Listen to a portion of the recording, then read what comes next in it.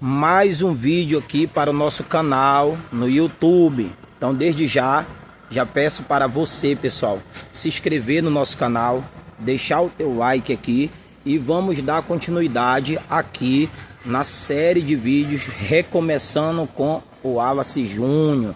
Aqui nosso canal visa, mostrar a história de recuperação da minha pessoa, como foi todo esse processo, essa transitação, do crime para uma vida na sociedade lícita, correto? E nós estamos aqui para falar de mais um vídeo. Pessoal, o resumo de ontem foi de que eu passei pela FASEPA, uma instituição para menores infratores. Passei ali 1 ano e 6 meses, correto? E ali dentro eu tive as oportunidades, acompanhamento com gerente, acompanhamento com psicólogo, assistente social. Tive ali também acompanhamento didático, correto? Acompanhamento pedagógico, onde eu dei a retomada nos meus estudos, onde tive a oportunidade de passar em instituições onde eu fiz alguns cursos, como torneiro mecânico,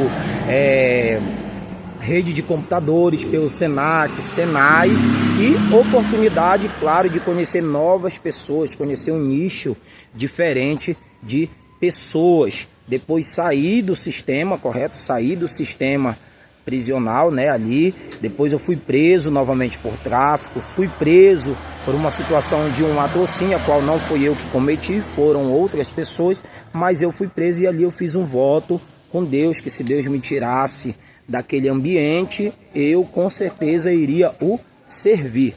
Mas infelizmente, não consegui manter a minha palavra a priori, e depois novamente fui me envolver com as coisas ilícitas, fui me envolver no submundo do crime.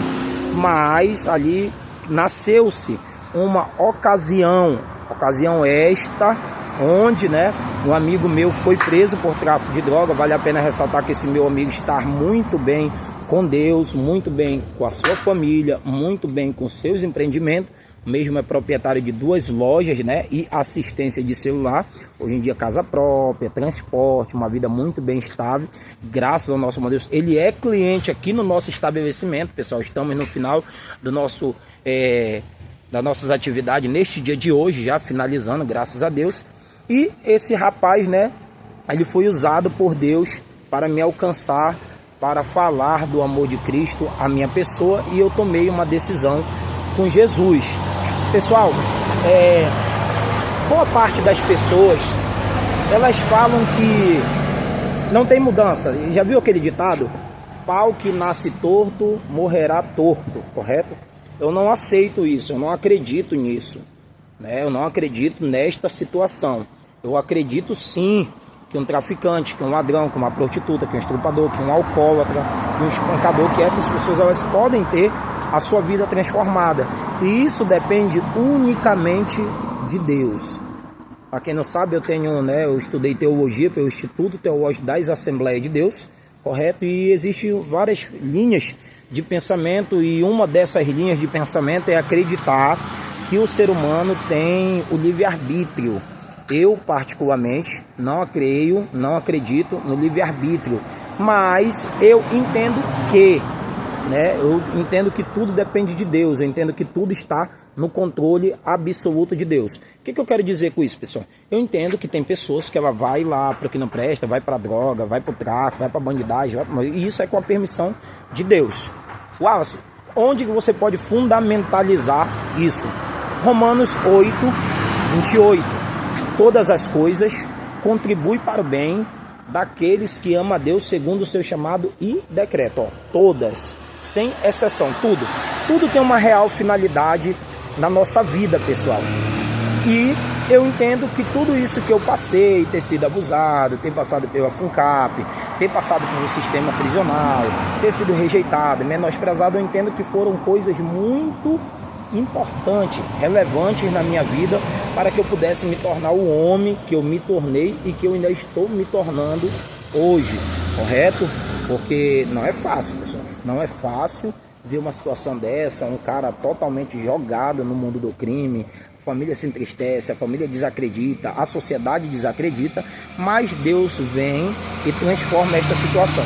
O apóstolo Paulo, ele escreve uma carta aos Coríntios dizendo a seguinte questão: porque Deus escolhe as coisas loucas deste mundo para que nenhuma carne se glorie perante ele. Deus, ele escolhe essas pessoas. Ou seja, enquanto a sociedade diz que não tem jeito, enquanto muitas pessoas dizem que não tem jeito, Deus, na sua grandeza, na sua onipotência, ele vê que ali tem um potencial, ali requer um investimento. E ele vem, faz com que o sacrifício de Cristo na cruz do Calvário venha se tornar real, de fato e de direito nesta vida, e essa pessoa é transformada, correto? O sacrifício de Cristo, ele é um sacrifício único, ele já foi feito, mas é necessário que o Espírito de Deus venha intervir na sua vida para que você venha crer.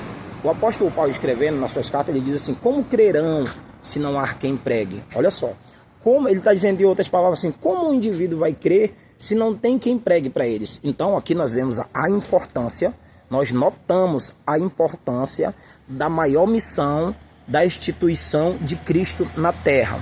Qual é a maior missão da instituição de Cristo na Terra? Pregar o Evangelho. Mas é o Evangelho.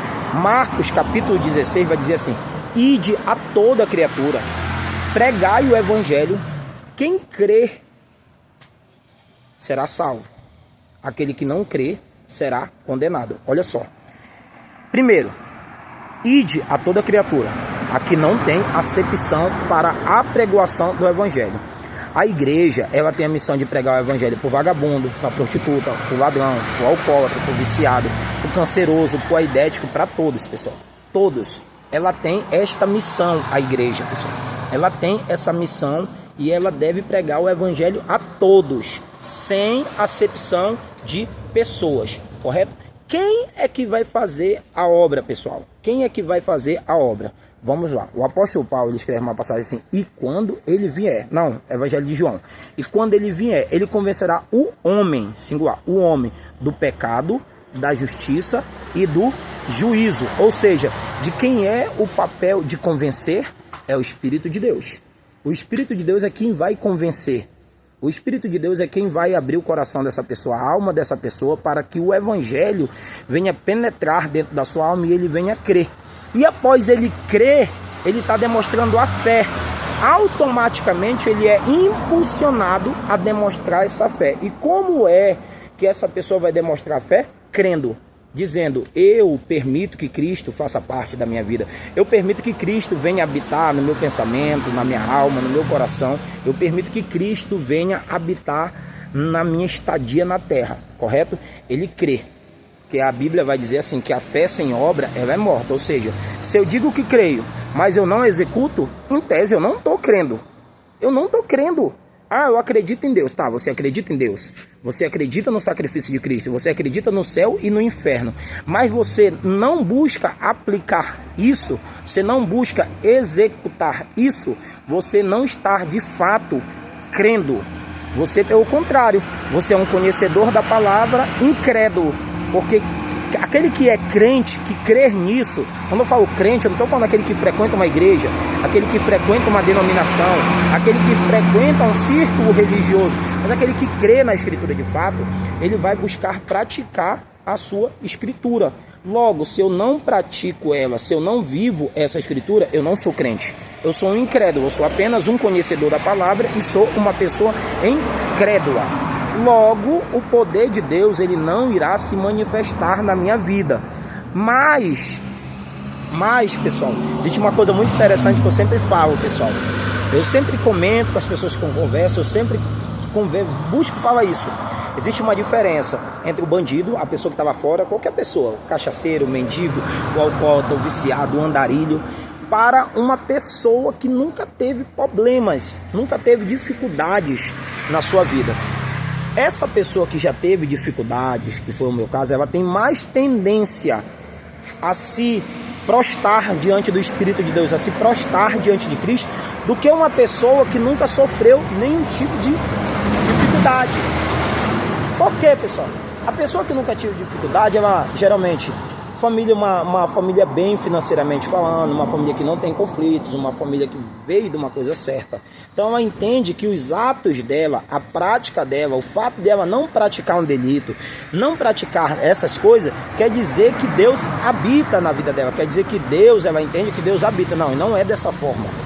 Não é dessa forma, é necessário que eu venha tomar uma decisão com Cristo para que Cristo venha habitar em mim, entendeu? Para que Cristo venha fazer parte, é como se acontecesse uma incorporação de Deus no indivíduo. Me prova, 1ª carta aos Coríntios, vós sois o templo do Espírito Santo, ou seja, nós somos o templo, a morada onde o Espírito de Deus habita na nossa vida. Então chegou o momento que eu tomei essa decisão, pessoal. Eu tomei essa decisão na minha vida. É fácil tomar essa decisão? Vai parar dificuldade? Vai cancelar? Não, pessoal, não é assim. Por quê? O fato, pessoal, existe 2 situações. O fato de eu tomar uma decisão com Cristo não anula, olha só, veja bem, não anula as consequências de tudo aquilo que eu já pratiquei. Eu sempre digo que tudo que nós fazemos, tudo aquilo que nós realizamos, ela é uma espécie de semente, pessoal. Olha só, que interessante esse pensamento. Como assim lava-se uma semente? Por exemplo, se eu falo mal de alguém, é uma semente. Se eu julgo alguém, é uma semente.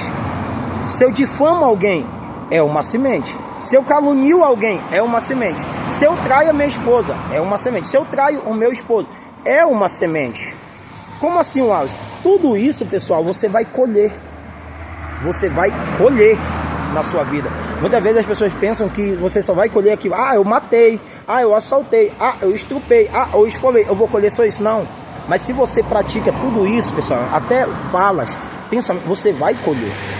Você vai colher. Então, no momento em que você é praticante de todo tipo de delito, sem acepção, qualquer tipo, desde matar alguém, a mentir, a caluniar, a difamar, você é uma pessoa que vive longe de Cristo.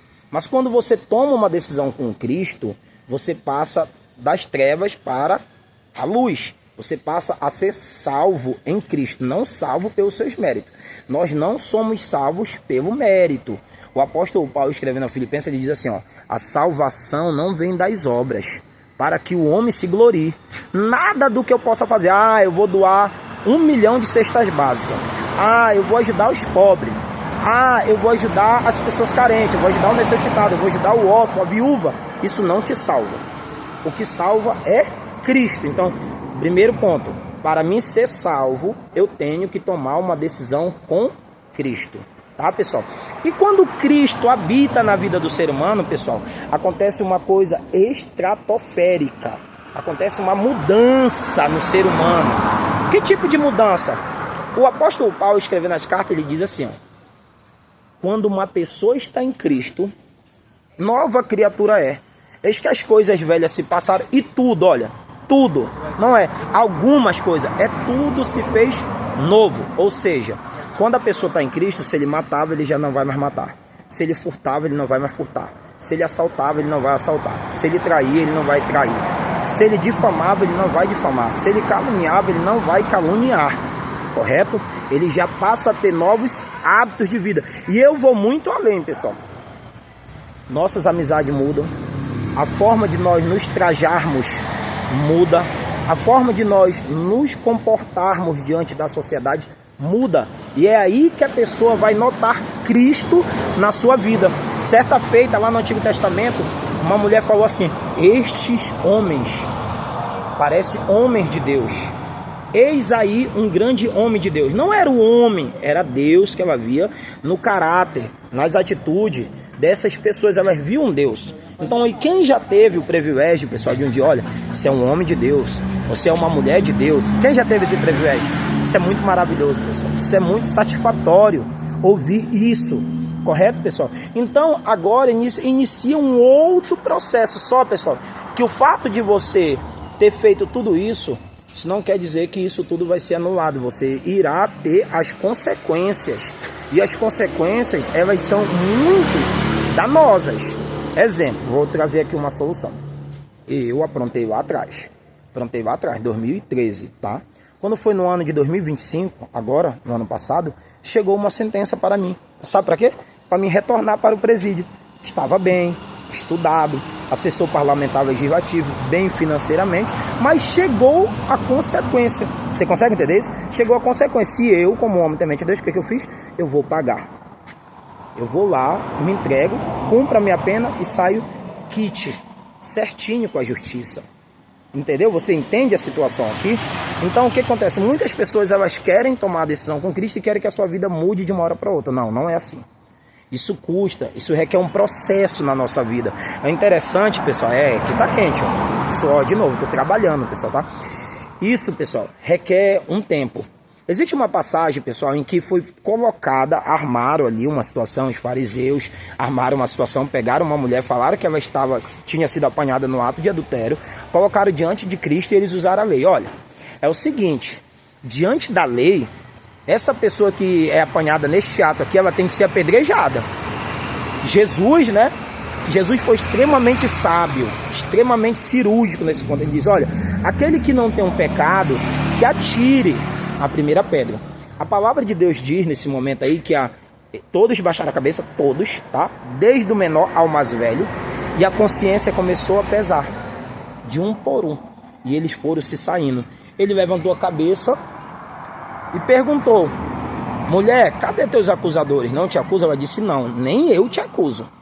Só que o interessante aqui, pessoal, é o que Cristo falou para essa mulher. Olha o que ele falou. Vai e não peca mais, para que coisa pior não aconteça consigo. O que Cristo está dizendo, pessoal? Vamos aqui trazer uma hermenêutica, trazer um contexto disso aqui. Jesus está falando assim, olha, é o seguinte, tu tem marido aí, nenhum é teu. Isso é tudo isso aí, tu já se envolveu com vários peão. Tu foi acusada, tu ia ser apedrejado. Agora tu tem que parar com isso, para que coisa pior não aconteça contigo. Ou seja, para que você não morra. Porque a consequência do pecado é a morte. Nós vamos entrar no contexto mais lá na frente. São 3 tipos de morte. Morte espiritual, a morte física e a morte eterna. Existem 3 tipos de morte. Para 2 dessas mortes tem solução. Para uma não tem solução. Então, ele estava falando, então assim somos nós. Olha, tomou uma decisão com Jesus? Vai. Agora, para de semear coisa ruim, para de fofocar, para de assaltar, para de matar, para de esfolar, para que coisa pior não venha acontecer contigo. Porque ele está falando que é uma semeadura, que ela iria colher se ela tornasse a praticar. Então, é isso que nós temos que buscar para a nossa vida, buscar compreender isso. Tomei uma decisão com Jesus, eu sou imperfeito, mas Jesus vai me aperfeiçoar a cada dia e eu não irei mais praticar tais delitos. Então, pessoal, quando eu fui impactado por isso, pelo poder grandioso de Cristo, pela maravilha de Cristo, nasceu um desejo dentro da minha alma. Dobrei o joelho dentro da cara de Cristo. Olha, eu quero fazer o que ninguém faz. Eu quero fazer aquilo que muitos pastores não querem fazer. Eu quero fazer aquilo que muitos obreiros não querem fazer. Eu quero fazer aquilo que muitas igrejas não querem fazer. O que é? Trabalhar com dependente químico. Então eu fui entender, eu fui começar a trabalhar levando alimentação, levando roupa, entendeu? Levando Bíblia para essas pessoas dentro da cidade de Santarém. Formamos um grupo dentro da cidade, correto? Formamos um grupo, jovens extremamente espirituais, jovens compromissados com a palavra do Senhor, jovens eloquentes, correto? Uma zoada aqui, pessoal, do caminhão. Eu gravo aqui, no final do nosso estabelecimento, no final do expediente eu gravo. E aí começamos a trabalhar. E o que nós fazíamos, pessoal? Nós pedíamos ajuda de quem tinha condição, pedíamos ajuda de empresário, pedíamos ajuda de empresa, correto? Nas feiras, inclusive tem uma senhora aqui que é lá da cidade de Itaituba, aqui no Pará também, que ela me segue, que é a dona Daiane, me ajudou muito, pessoal. Essa mulher foi um canal de bênção na minha vida. Porque até aqui, pessoal, eu estava servindo a Deus, mas não trabalhava. Eu não tinha trabalho, pessoal, não tinha trabalho, entendeu? Eu era muito ruim devido ao meu passado. Eu vou contar mais adiante sobre isso. E aí, pessoal, o que acontece? Essas pessoas, elas ajudavam. Desse pouquinho também, pessoal, eu comprava comida para mim, eu me alimentava. Tinha um cidadão no canto da casa da minha mãe que ele me dava peixe, fazia peixe, me dava peixe para mim levar para casa para mim comer com a minha família. Deixa eu sentar aqui que eu tô muito cansado. Então, pessoal, o que aconteceu? Eu comecei a trabalhar, só que eu encontrei uma deficiência na igreja, pessoal. E eu vou colocar aqui, não que você olhe, essa igreja é errada, porque não existe igreja certa, pessoal. Não existe igreja certa na terra. A igreja somos nós, correto? Mas eu devo fazer parte de uma denominação para que eu venha estar em comunhão com meus irmãos em Cristo. Isso é um outro assunto, pessoal. Isso é muito delicado, é um assunto muito exaustivo para nós aqui desenvolvermos ele. Então, pessoal, começamos a fazer esse trabalho e eu percebi que a igreja, que não vou citar nome, a igreja ela não queria abraçar essa causa. A igreja ela não queria investir nesse projeto e eu fazia. Com isso, pessoal, nasceu um desejo no meu coração. Qual foi o desejo que abriu no meu coração, pessoal? Nasceu um desejo de abrir uma cozinha industrial para nós trabalharmos de segunda, terça, quarta, quinta e sexta. E quando fosse no sábado, o dinheiro que captava desse dinheiro era investido nas ações. Porque tinha gasolina, tinha alimentação, tinha mistura, tudo para preparar. E nós éramos um grupo mais ou menos de 20 a 30 pessoas. De vários bairros da cidade, nós levávamos essas alimentações por morador de rua no viaduto, para os drogados, nos hospitais municipais, nas UPA, na Orla. Inclusive eu tive uma experiência uma vez lá, pessoal, fizemos um mingau, com o maior carinho, pôde fazer um mingau, veio um cara, um homossexual, pôs o mingau na boca e ele, no meu rosto, cuspiu tudo no meu rosto, um mingau quente no meu rosto, eita, deu uma vontade santa de pegar um peão daquele ali, dar uma taca nele. Então, pessoal, começamos a fazer esse trabalho maravilhoso dentro da cidade de Santarém. Só que eu vi, pessoal, que era exaustivo, doloroso e as pessoas não estendiam as mãos para uma situação desse tipo. Então foi aí que nasceu o desejo, né, de montar essa cozinha para... Mas aí eu consegui? Não, pessoal, não consegui. Não é fácil. Aí eu comecei aquela vida de pregador. Pregava nas igrejas, que eu já estava fazendo parte da Assembleia de Deus em Santarém, né? Na convenção Come a Depa. E aí pregava, nos domingos pregava, nos sábados pregava. Foi onde eu estudei teologia, graças ao nosso bom Deus. Foi onde também eu dei início no curso de Direito por ajuda das pessoas, pessoal. Entendeu? Por intermédio de ajuda de terceiros. E aí nós desenvolvemos. O nome desse projeto é Projeto Mensageiros de Cristo. Dentro de Santarém, ficou aí uns anos dentro de Santarém, graças a Deus, foi um projeto maravilhoso, experiências maravilhosas, e eu acredito que muitas pessoas foram alcançadas por intermédio deste projeto, pessoal. Então, mais um pedaço aqui da nossa história, mais um pouco dessa história para você ouvir, pessoal, a importância da igreja, pessoal. A igreja, que ela fica limitada em 4 paredes, é uma igreja que não é avivada, porque a igreja avivada, ela vai anunciar as boas novas. A igreja avivada, ela vai falar de Cristo, ela vai falar de transformação, ela vai falar que Cristo transforma, salva e liberta. Então, esta é a igreja. Agora, uma dica, pessoal. Se você está numa igreja que crê na palavra de Deus, que Cristo é o único meio de salvação, que faz exposição da palavra de Deus e que executa a obra missionária, a obra evangélica, eu entendo que esta é uma denominação boa para se congregar, pessoal. Aqui é uma história, pessoal, aqui vai começar uma história muito maravilhosa, pessoal. Então, você vai se inscrever no nosso canal, você vai deixar o teu like, você vai compartilhar isso para aquele irmão que está iniciando na fé, que está anunciando as boas novas, que está falando de Jesus, está falando que Jesus salva, transforma e liberta, pessoal. Curta, comente, se inscreva e compartilhe aí mais esse vídeo de Recomeçando com o Wallace Júnior.